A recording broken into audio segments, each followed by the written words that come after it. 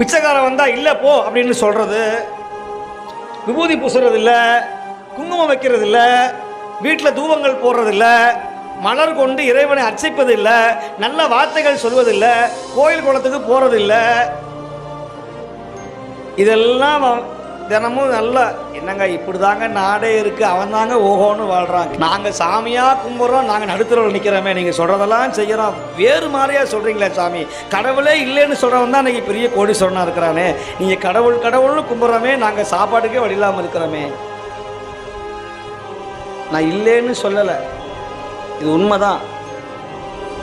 ஆனால் அந்த கால நிர்ணயம்னு ஒன்று இருக்குது, கால நீதி தத்துவம்னு ஒன்று இருக்குது. நீ கடவுளை கும்பிட்டாலும் பிச்சை தான் எடுக்கணும், கடவுளை கும்பிடாமல் இருந்தாலும் பிச்சை தான் எடுக்கணும். கடவுளை கும்பிட்டாலும் நீ பணக்காரனாக, கும்பிட வந்தாலும் பணக்காரனாக. அவரவர் வினைவழி அவரவர் அனுபவம், அவரவர் வினைவழி அவரவர் வந்தனர், எவரவருக்கு உதவினர் எவரவருக்கு உதவினர். கடவுளை ஆட விடுவார் முன்னாடி.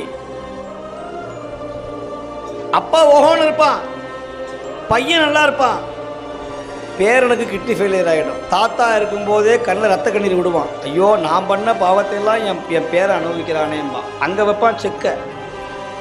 சனி பகவான் என்ன பண்ணுவார், உன்னை விட்டுருவார், உன் பையனை விட்டுருவார், உன் பேரனை பிடிப்பார். வழி இல்லாமல் சதையை அறுக்காமையே ரத்தத்தை உள்ள வைப்பார். அப்பேற்பட்ட கிரகம். ஆனால் அவரை மாதிரி ஒரு உயர்ந்த தர்மவான் யாரும் கிடையாது. நீங்கள் ஒன்றும் செய்ய வேண்டாம், நீங்கள் ஏழைகளுக்கு உதவி செய்யுங்க, கண்ணு தெரியாதவர்களுக்கு உதவி செய்யுங்க, கைகால் முடமாக இருக்கிறவங்களுக்கு உதவி செய்யுங்க, அது போதும். அவருக்கு பெரிய பரிகாரம், அவர் பெரிய பரிகாரம்.